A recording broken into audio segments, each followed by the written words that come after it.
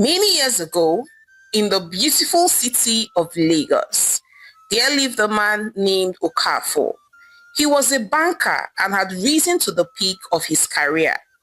He was focused on making enough money before he settles down and finds a wife, because he strongly believed that it was the job of a husband to solely provide for his home.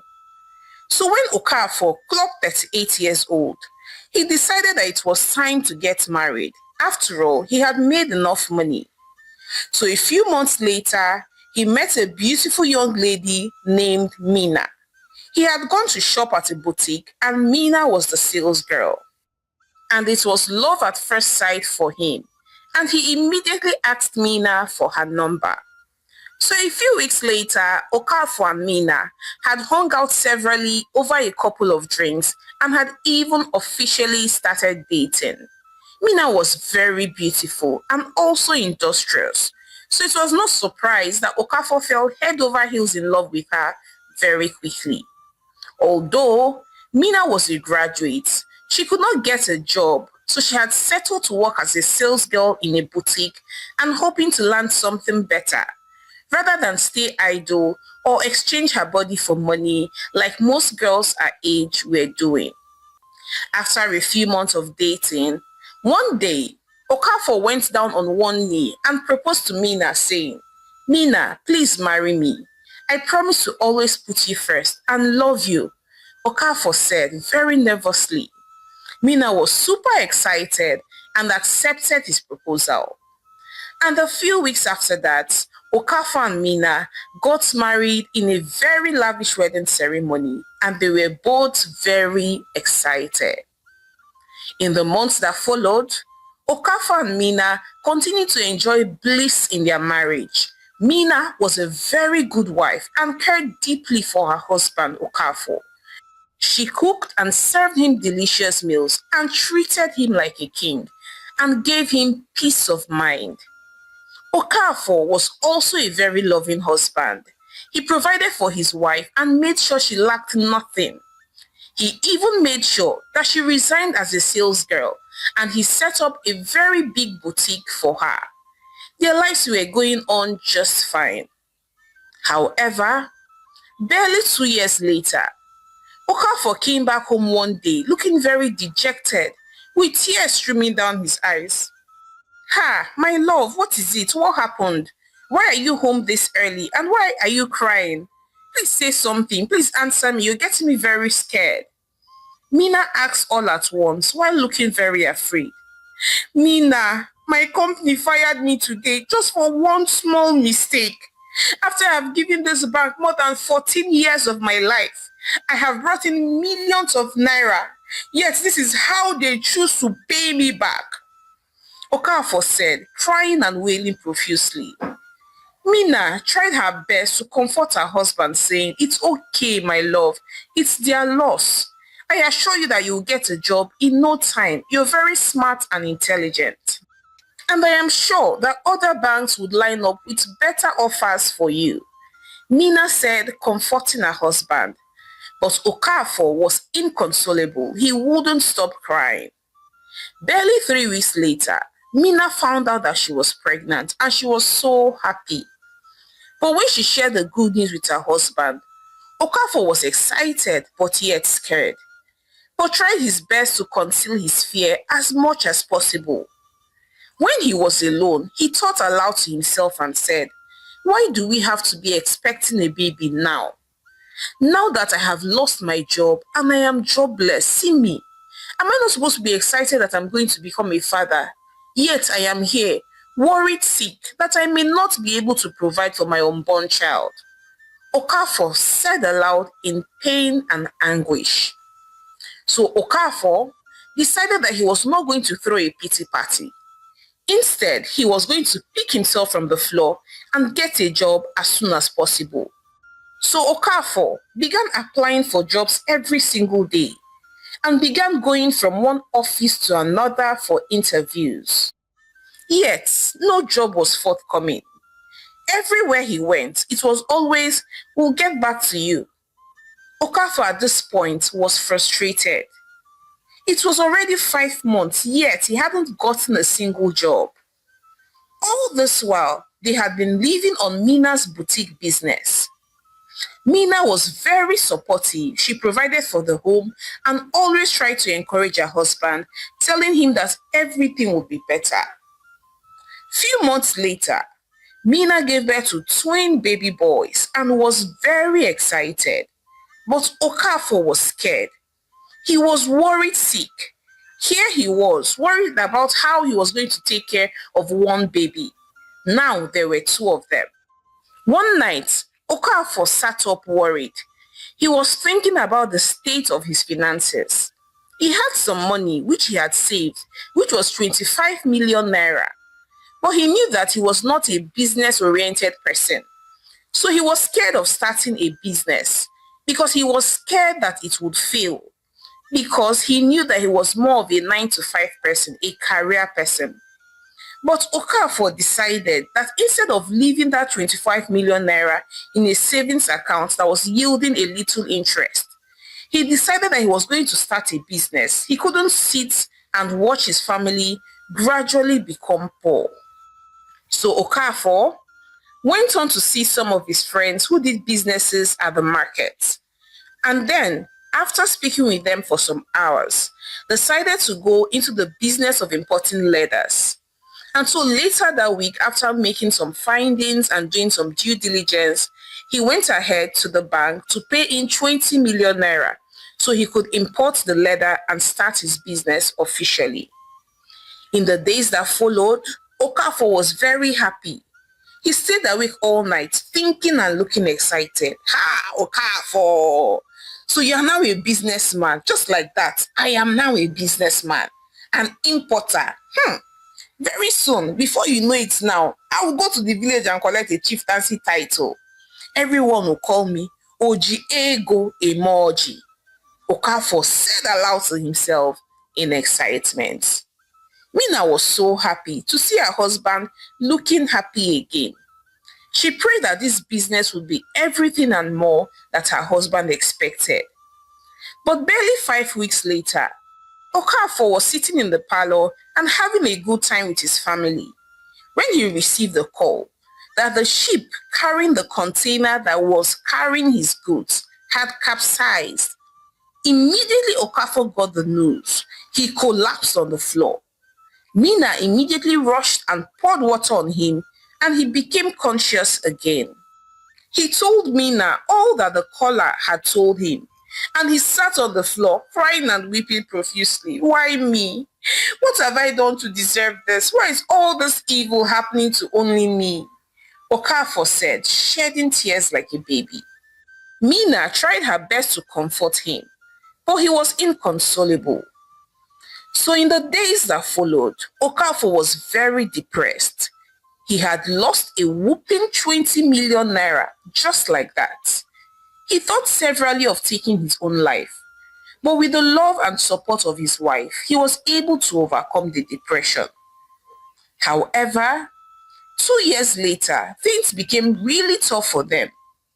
The money Mina made from the boutique was no longer enough to care for a family of 4, considering the fact that their children had started school and were growing. So one day, Okafor came up with an idea. He called his wife Mina to sit with him and then said, "My love, I know that we are both against leaving the country as in Jackparin, but things have become very difficult for us. My dear, see your boutique, it has run to the ground. And look at me, all my efforts to get a job or do business has failed. I think I should try my luck abroad. I will go first and work for some years and then send for you and the children." Okafor said with a stern face, but baby, it will be bad for our marriage now, eh? Will it not? You know very well that I don't like all this long distance marriage. And before you know it now, you will start seeing someone else there and maybe marry one white woman.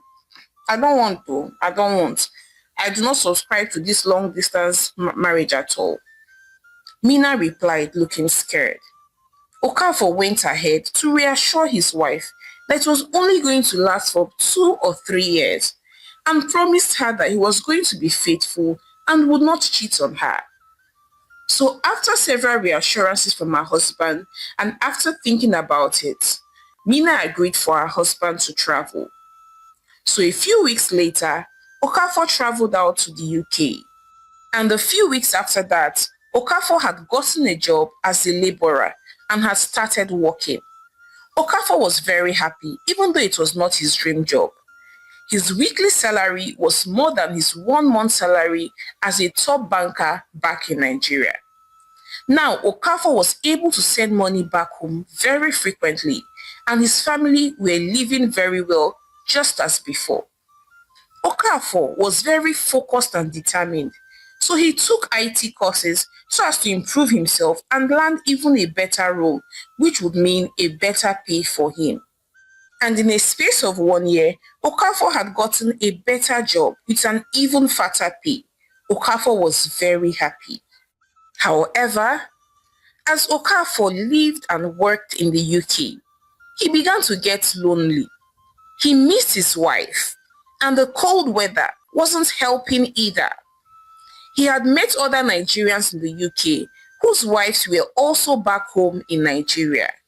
One day, he was hanging out with some of his friends in one of their homes and then said, "Ah, my guy, how do you guys do it? You Chidi, that's been here for more than 5 years. How do you do it? I have not even stayed here for up to 2 years, yet I know how my body is yearning for my wife's warmth. Omo, it is not easy oh. I cannot wait for my wife and children to join me." Okafor said, looking very frustrated.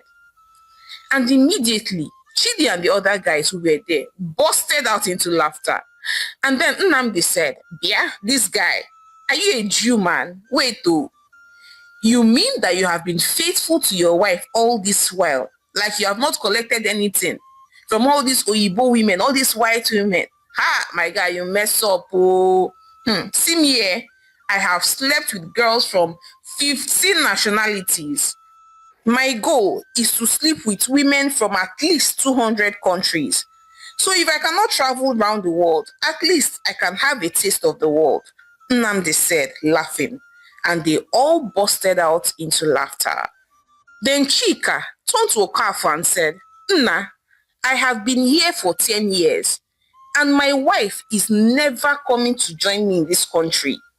In this UK, I have one side hen, one side chick that cares to all my manly needs, while my wife back in Nigeria is tasked with the responsibility of procreating and keeping my bloodline alive.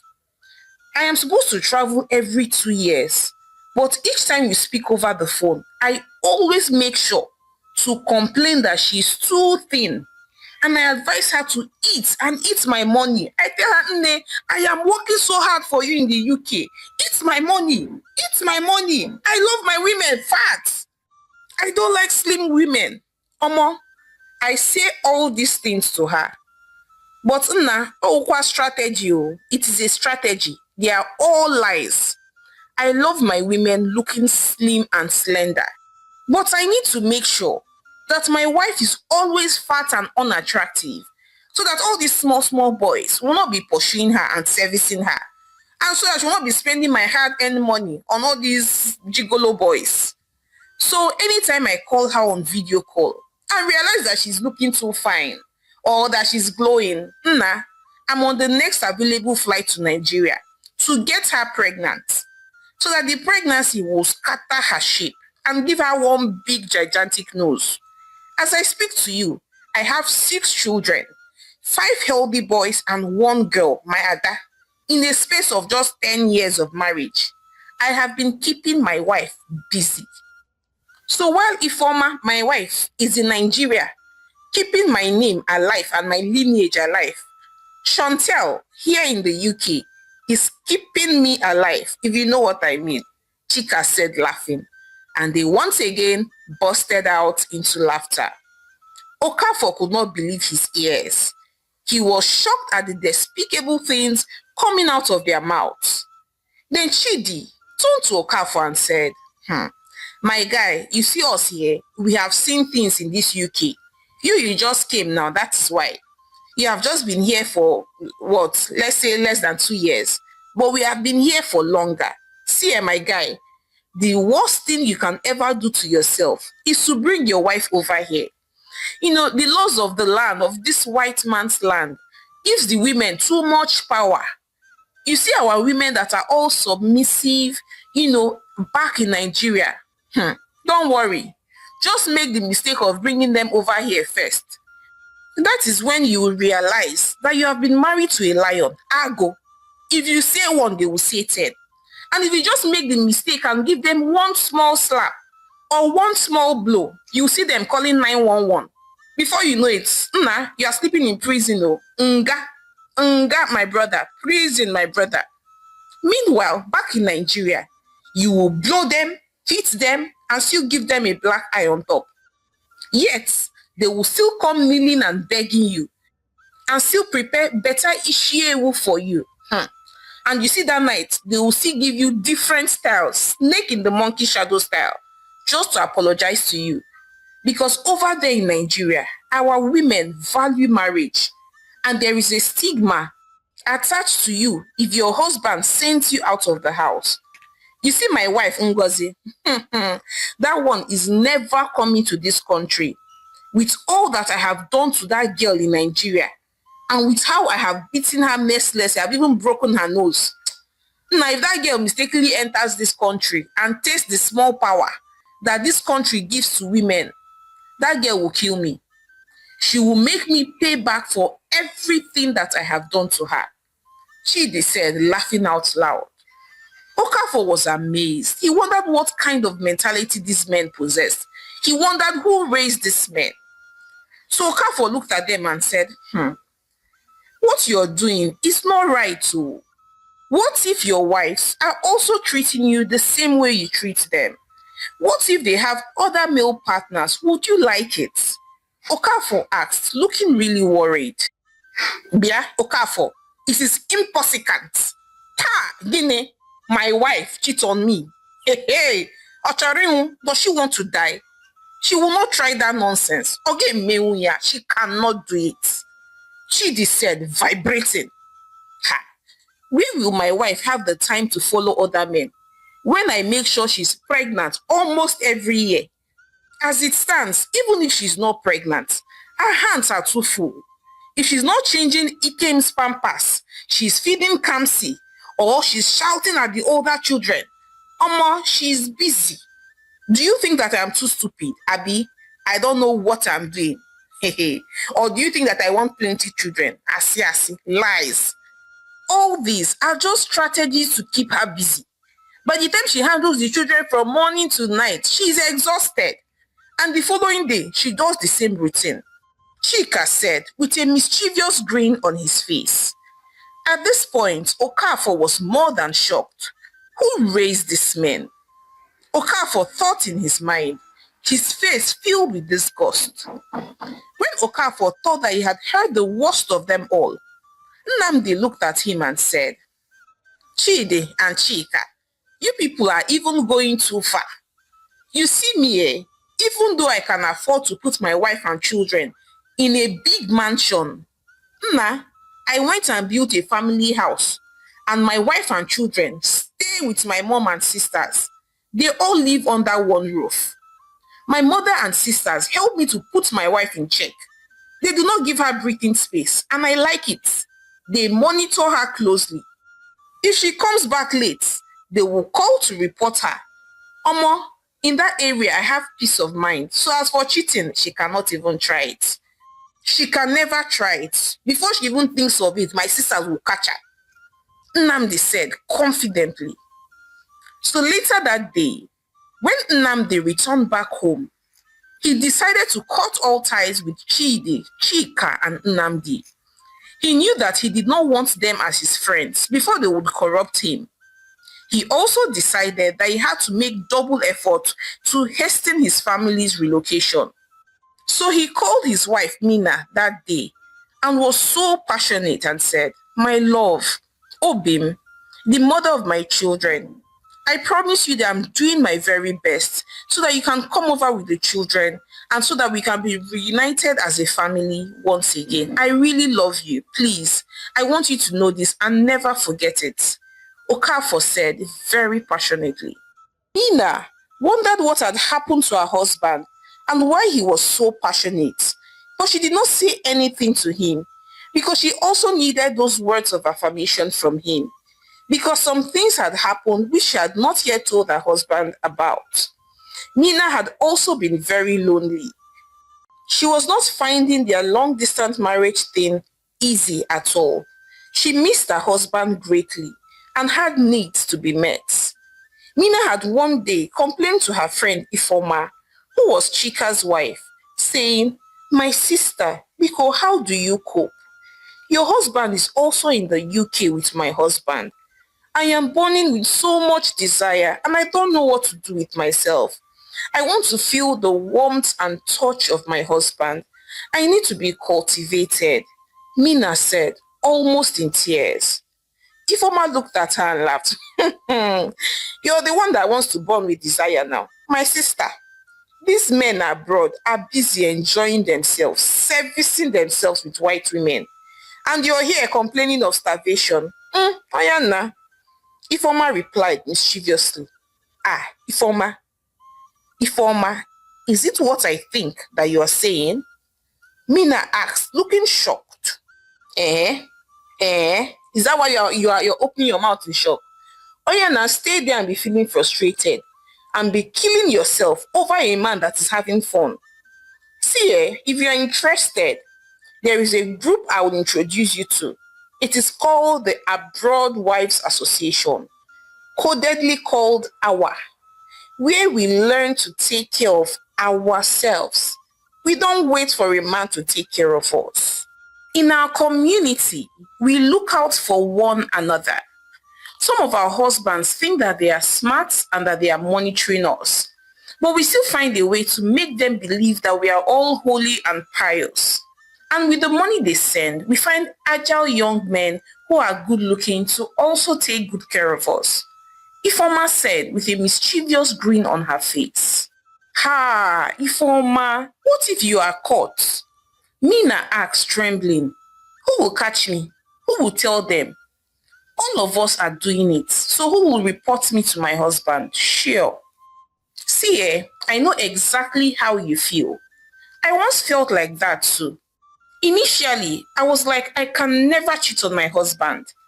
But after staying apart for 5 years, nobody spoke sense to me. I had to use my own 2 left legs to go and beg to be a part of that community. But come to think of it, even these men that have the conscience to leave their wives in Nigeria and stay abroad for years, what are they even thinking? That we are log of wood and don't have needs or desires? Anyway, take your time. I don't need you to make a decision to be a part of our association right now. When your husband keeps you in Nigeria for another 4 years, nobody will advise you. You will come back begging to be a part of us. For now, keep living in that delusion that your husband is faithful," Ifoma said mockingly. Mina could not believe her ears. Over the next few days, Mina had given it some thought. She knew in her head and heart that it was wrong and against her faith to cheat on her husband, but her body was saying otherwise. But after a few days of giving it some serious thought, Mina decided that she was going to hope for the best, that her husband was still faithful to her and had not stepped out of their marital covenant. So to do this, she knew that she had to cut off from Ifoma so that she doesn't plant negative seeds in her mind. So Mina also began to fast and pray, telling God to please help her home and marriage, and telling God to strengthen her as well.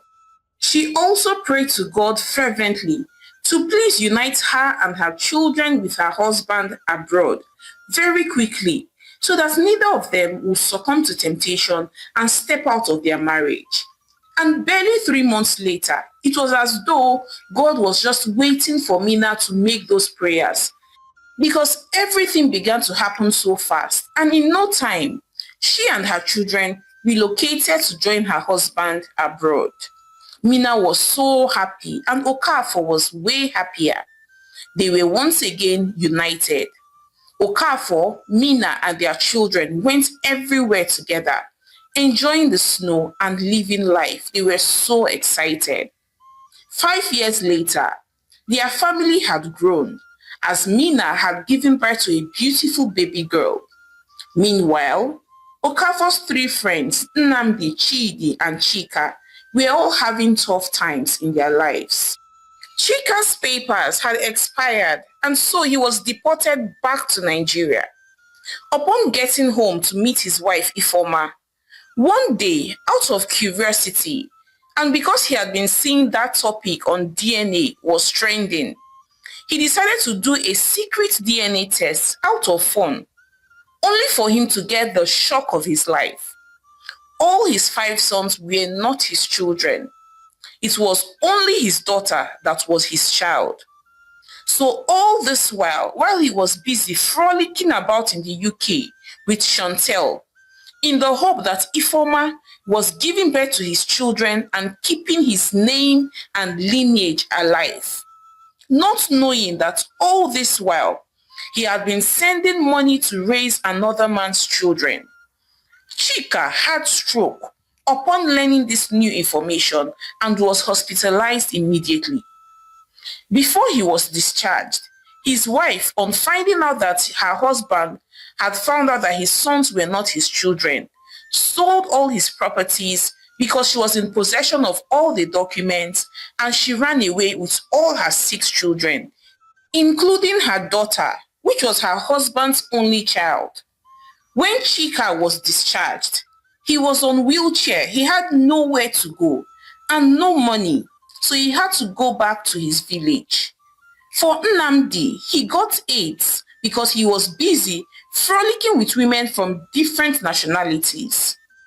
So when Nnamdi found out that he had AIDS, he decided to come back to Nigeria to spend the rest of his days as healthcare in the UK was just too expensive. But when he came back home to set up and live the rest of his days in Nigeria, in peace and quiet, his wife Amaka swindled him of all the money he invested and ran away with the children. She was not going to allow him infect her.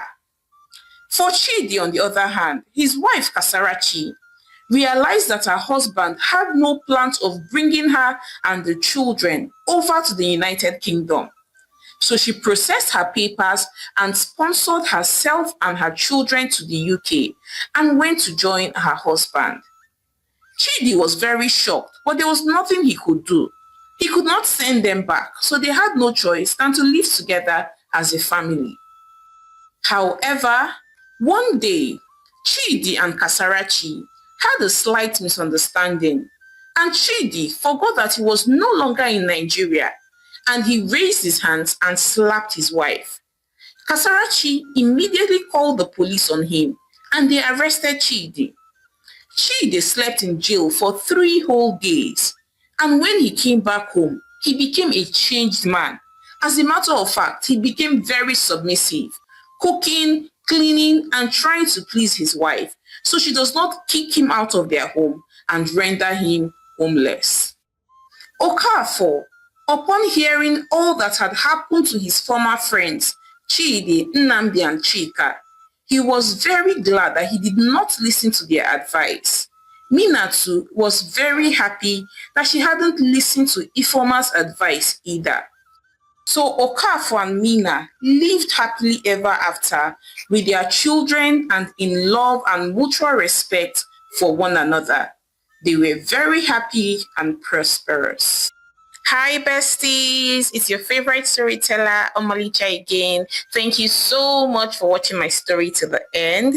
So I have a couple of questions that I'd like to hear your thoughts on. So first off, as a woman or a guy, do you think you can do long distance marriage? Is this something that you think you can do? That's one. Now, secondly, for those who are currently in long distance relationships or long distance marriages, Do you sometimes worry that your husband, your wife, or your partner might be cheating on you? And how do you handle such worries? Like, how do you handle them? I would like to hear all of it. Also, if you are a partner who has decided to be faithful to your spouse in a long distance relationship or marriage, so how do you handle your desires and all the feelings in your body? After all, Nigerians will say body no be firewood. So I would like to hear all of it. Please flood this video with your comments. I would love to engage with you in the comment section.